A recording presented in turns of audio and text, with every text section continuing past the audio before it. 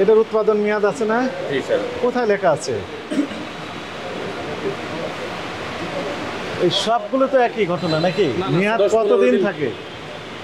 1 মাস। 1 মাস। কোন 1 মাস? এই যে রানিং 1 মাস। রানিং 1 মাস। উৎপাদনের তারিখ থেকে 1 মাস। জি।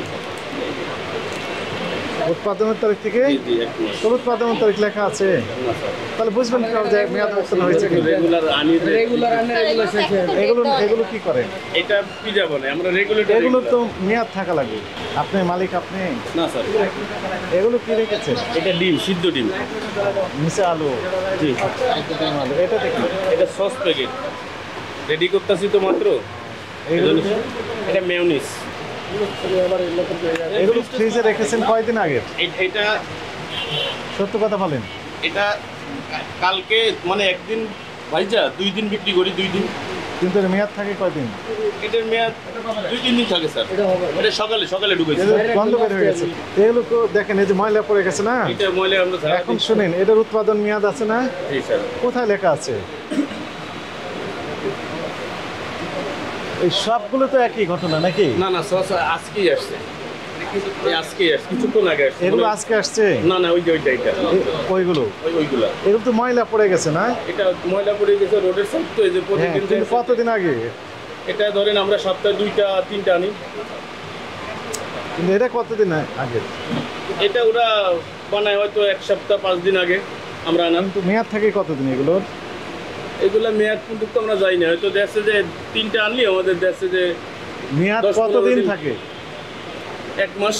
1 মাস। কোন 1 মাস? এই যে রানিং 1 মাস। রানিং 1 মাস। উৎপাদনের তারিখ থেকে 1 মাস। জি। উৎপাদনের তারিখ থেকে? জি 1 মাস। কোন উৎপাদনের তারিখ লেখা আছে? তাহলে বুঝবেন কিভাবে যে মেয়াদ উত্তীর্ণ হয়েছে কি? রেগুলার শেষ হয়। এগুলো কি করে? এটা পিজা বলে আমরা রেগুলেটর। এগুলো তো মেয়াদ থাকা লাগবে। না আমরা বাসে বিক্রি করি না, মানে যে প্রতিদিন এটা প্রতিদিনই। প্রতিদিনেরটা প্রতিদিন তো উৎপাদনের তারিখই তো দেননি, তাহলে বুঝবো কি যে প্রতিদিনেরটা প্রতিদিন? এটাতে কি আছে? এটা হচ্ছে chocolate syrup sir. Chocolate syrup কে তৈরি করে এটা? এটা চকলেট থেকে আনি স্যার। চক থেকে? কেউ ওখানে ঠিকানা লেখা নাই তো, নাম ঠিকানা কিছু লেখা নাই। এই প্রতিষ্ঠানের নাম কি? A1 drinking chocolate syrup. কারা তৈরি করে তার ঠিকানা কি কোথাও লেখা নাই তো? না যদি ঠিকানা না, আপনি একটু বলেন তো ঠিকানা লেখা আছে? কোথাও ঠিকানা দেখতে পাচ্ছেন আপনি?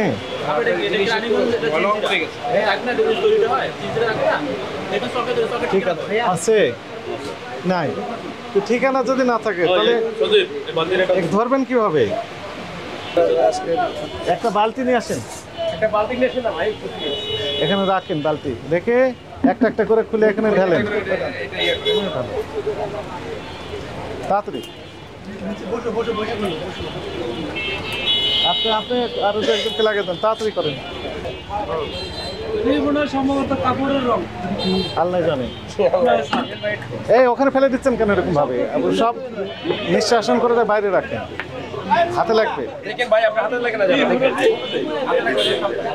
কাপড়ের রং দিয়া বগি বগি করে আলাইছি। আর ভেতর দিয়ে দেন,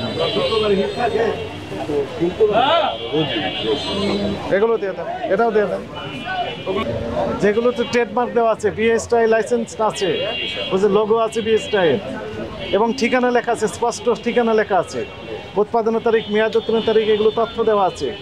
এই সকল সসই শুধু ব্যবহার করতে পারবেন, এবং sauce BSTI mandatory product, BSTI licence নিতেই হবে এটা তৈরি করতে গেলে, বুঝেছেন?